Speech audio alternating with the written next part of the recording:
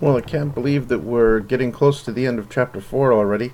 This is lesson 4.7. There's only 10 sections in Chapter 4. But now that we're done learning how to do square roots, and even square roots that involve imaginary solutions, we're ready to start completing the square, which is where we take regular quadratics that have a b in them, and we make them so that we can solve them using square roots. So completing the square is a trick, it's a technique, and once you get the technique down, you can solve problems using it. So we're going to talk about completing the square. We're going to start with examples where a is 1, then we're going to move on to examples where a is not 1, and we're going to use completing the square to solve equations, and we're going to use it to change from standard form to vertex form. So that's what we're doing today. Not too much to do, but let's get started. So we're talking about squares, and that's something that comes up. And when we think about squares, we're talking sort of about the geometry version. So I've produced a geometry picture for you for the square we're going to make. So we're going to complete the square for just x squared plus 8x. There's no third piece, although we're going to have to make one. But I'm going to start with x squared. Now x squared is a square. It's x times x. That makes a square with area x squared. But when we add 8x, it's not a square anymore. Now it's a rectangle. Notice it's x times x plus 8. So it's a rectangle now, not a square. In order to try to make it into a square, we're going to take this piece over here and cut it in half.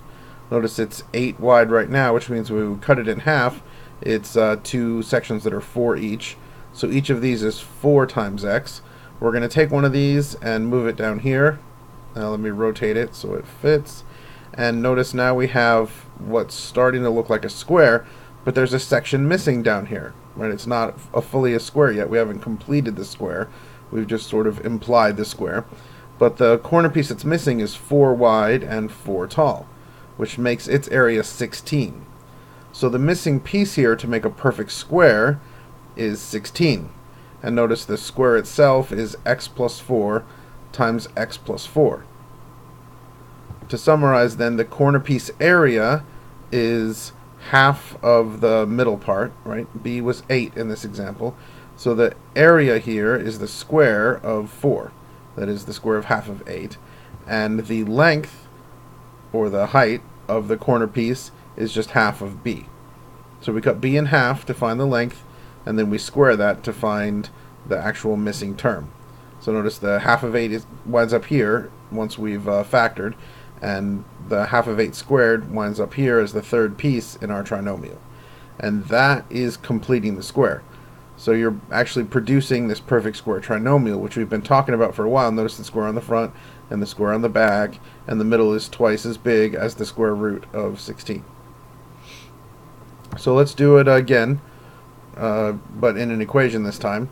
So x squared plus 6x equals 2. We're going to complete the square on the left here in order to solve this equation, rather than pulling the 2 over and factoring. We're going to complete the square. So I start by noticing there's a missing piece here for my pattern, and I'm going to figure out what it is. So I take my x squared and my 6x. I have to cut this in half. So remember, half of 6 is 3. So the length of these are going to be 3 each. But when I move this down here, the missing piece is not just 3, it's 3 squared. So the missing piece is actually 9. So I put that 9 in here, but when I'm dealing with an equation, I can't just add 9 wherever I want. That unbalances the equation. To balance out, when I add 9 here, I have to also add 9 to the other side.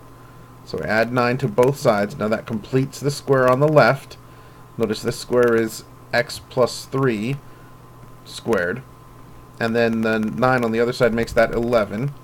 So now I have x plus 3 squared equals 11. I take the square root of both sides. Don't forget your plus or minus, and then I subtract 3. So x is negative 3 plus or minus the square root of 11. Notice I completed the square in order to solve using square roots. And that's how you complete the square to solve an equation. Although note, again, we're still using a as 1. Let's do it again, but inside a function. This is how we switch from standard form to vertex form. So I've got x squared minus 10x plus 4. It's already a trinomial, but 4 is a square, but it's not the right square, because notice the middle is 10. The square root here is 2, so this should be 4 if this were already a perfect square. It's not.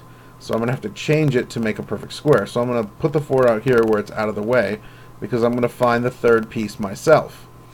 So I've got x squared minus 10x. Remember, you take half the middle. Half of negative 10 is negative 5. And the missing piece is going to be the square of that, which is 25. So I add the 25 on the inside.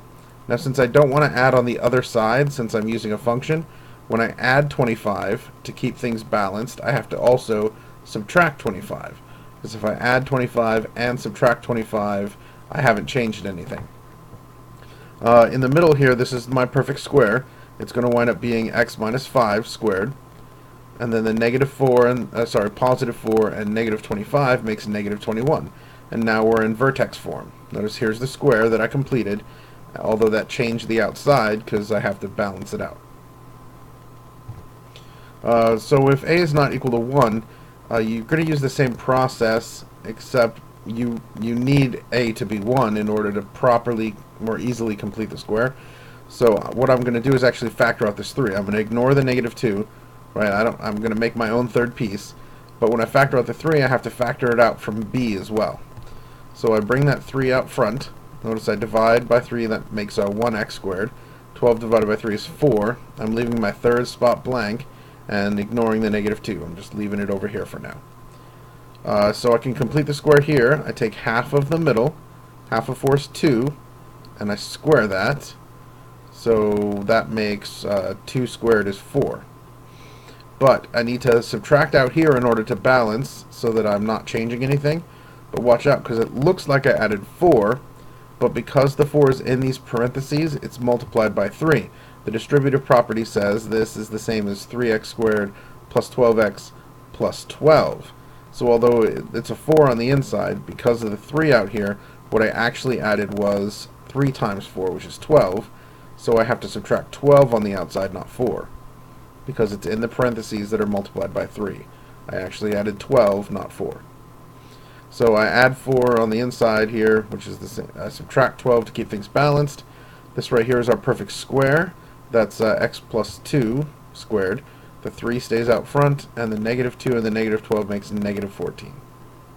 So complete the square. This is vertex form.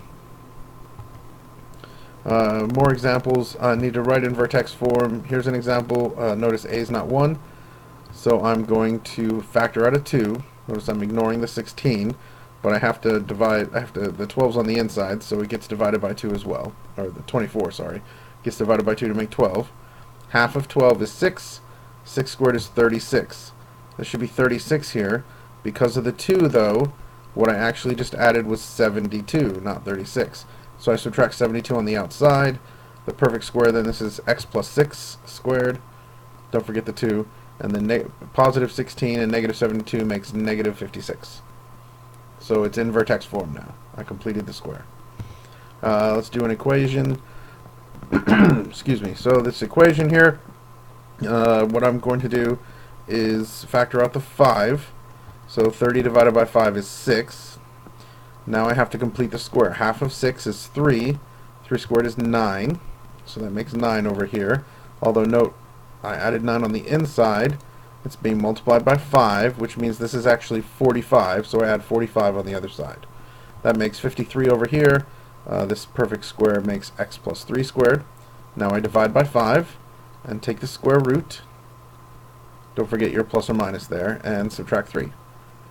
And there is the solution to this equation. Negative 3 plus or minus the square root of 53 fifths. Oh, I didn't rationalize that denominator. You should totally rationalize that denominator. I'm sure you remember how. One last example.